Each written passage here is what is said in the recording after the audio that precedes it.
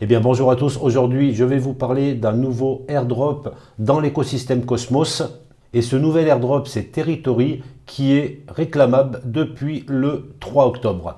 Alors avant de passer au tutoriel, on va essayer de comprendre à quoi sert ce projet Territory. Donc c'est un hub communautaire sur le Cosmos SDK et qui est conçu pour optimiser l'expérience des personnes, de la communauté et des constructeurs Web3 à travers un hub et une blockchain. Ce qu'il faut savoir, c'est que le protocole Cosmos IBC a été construit pour résoudre un des plus grands défis auxquels les systèmes blockchain sont confrontés aujourd'hui, c'est le manque d'interopérabilité, donc aussi le manque de communication et de partage des données entre les différentes blockchains. Et ce hub multi-chain comprend des applications décentralisées pour un usage quotidien, comme une rampe de lancement et une place de marché NFT, une marketplace multi-chain, ainsi que des fonctionnalités sociales pour les individus et les DAO. Et ce projet possède son propre token de gouvernance qui est le token Tori. Alors je me rends sur le Twitter de ce projet et on peut voir qu'on peut dès maintenant faire un check pour vérifier notre éligibilité et même réclamer l'airdrop. Donc on va le voir juste après. Et on pourra aussi déléguer notre token Tori pour faire du staking. Et il y a déjà plus de 100 validateurs actifs pour sécuriser ce réseau. Donc on peut voir ici que le mainnet a été lancé depuis le 3 octobre. Donc après cette date du 3 octobre, on va pouvoir avoir une pool de liquidité directement sur Osmosis Frontier. Voilà, je suis actuellement sur Osmosis Frontier. Donc on peut voir qu'elle n'est pas encore disponible, mais ça devrait arriver vraiment rapidement. Alors pour ceux qui souhaitent faire leur propre recherche, sur leur page Twitter directement, il y a un lien.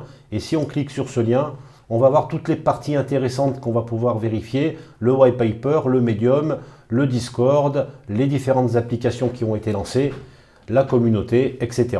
Donc on peut voir ici une chose intéressante, c'est le calendrier de la publication des tokens. Donc au début, Tori est très inflationniste, donc beaucoup de tokens vont arriver dans l'offre en circulation et disposera d'un approvisionnement initial de 200 millions de tokens Tori à la Genesis. Donc on peut voir ici la Genesis Supply et l'airdrop représente 35% de ces 200 millions de tokens. Au cours de la première année, un total de 300 millions de jetons seront émis, donc on peut le voir ici dans le graphique. Si je prends 12 mois, on en arrive à 500 millions de tokens dans l'offre en circulation, donc les 300 millions de tokens de la première année, plus les 200 millions de tokens de la Genesis. Au sujet de l'éligibilité pour le airdrop, donc premièrement, les titulaires d'Atom, donc ceux qui font du staking de leur token Atom, il faudra au moins avoir fait du staking de 20 tokens Atom. Et la date de l'instantané a été prise le 20 mai 2022 à 8h UTC.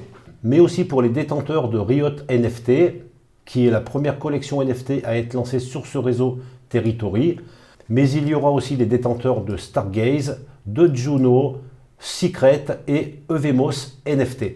En sachant que ça correspond à la première collection Orbital APE NFT qui s'est déroulée sur Evemos, avec un instantané qui a été pris le 21 septembre à 20h. Donc je vais cliquer directement sur le Territory Airdrop et on va aller voir, donc Claim Your Airdrop, donc on a le lien directement ici. Il suffit de connecter son wallet Keplr.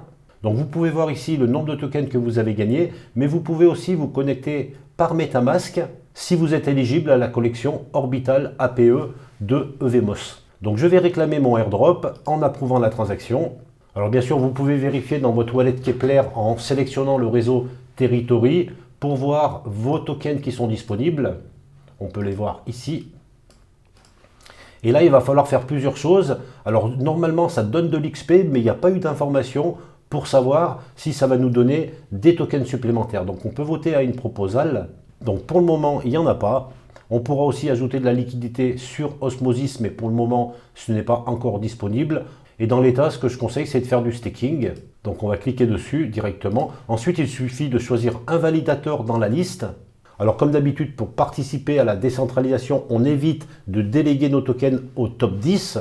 Et on va choisir un validateur qui se trouve en dessous. Et pour choisir ce validateur, c'est vraiment vous qui devez prendre votre décision. Moi, je vous en propose un que je connais personnellement, donc je sais que ce n'est pas un scam et c'est quelqu'un de très très sérieux. C'est le validateur qui s'appelle DZ Stacking, qu'on peut voir ici. Et on va le chercher dans notre liste. Donc on le trouve ici, il est en 58e position, avec une commission de 5% qui est dans la fourchette basse de ce que proposent les autres. Et si vous n'avez encore jamais délégué de token, ben, il suffit de cliquer sur le bouton qui se trouve complètement à droite, Delegate. Ensuite, connecter le wallet. Là, vous choisissez la méthode de connexion, hein, soit avec Ledger ou avec une adresse. Moi, je vais laisser en Keplr. J'appuie sur Next. Je sélectionne bien le réseau Territory. On met un nom au compte. Je vais mettre Tutok. Je clique encore sur Next. Donc, vous vérifiez que cette adresse est bien la vôtre en allant sur votre wallet Keplr. Je clique sur Save. Voilà, une fois que c'est fait, je vais cliquer ici. Je vais faire Détail. Là, c'est toujours mon adresse. Et là, je vais pouvoir faire déléguer. Donc, je vais choisir le nombre de tokens que je souhaite déléguer. Je vais en mettre 40. Et il suffit de cliquer sur le bouton Send. Comme d'habitude, on approuve la transaction. Et bien voilà, mes tokens sont donc délégués. Je peux voir ça aussi sur mon wallet. On peut voir ici stacker 40 tokens Tori. Alors, je vois que je me suis trompé quelque part, puisque je vois que le validateur choisi, c'est MMS. Et MMS, c'est celui-ci, en 89 positions. Donc, ce n'est pas du tout à lui que je souhaitais déléguer mes tokens.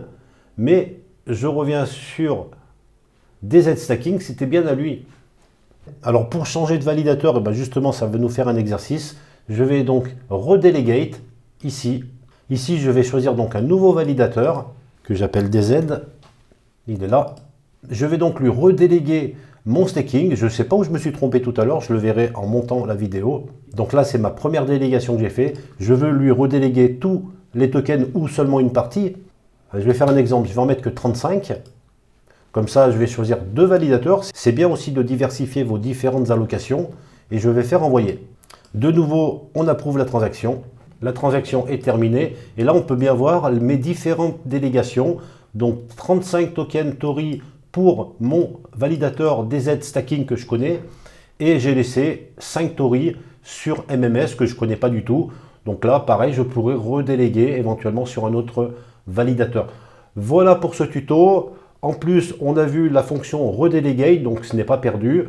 Pensez à me donner de la force en likant, en mettant des commentaires et en vous abonnant à mon compte Twitter et ma chaîne YouTube. Sur ce, je vous dis à très vite pour de nouvelles vidéos sur la chaîne Tutok.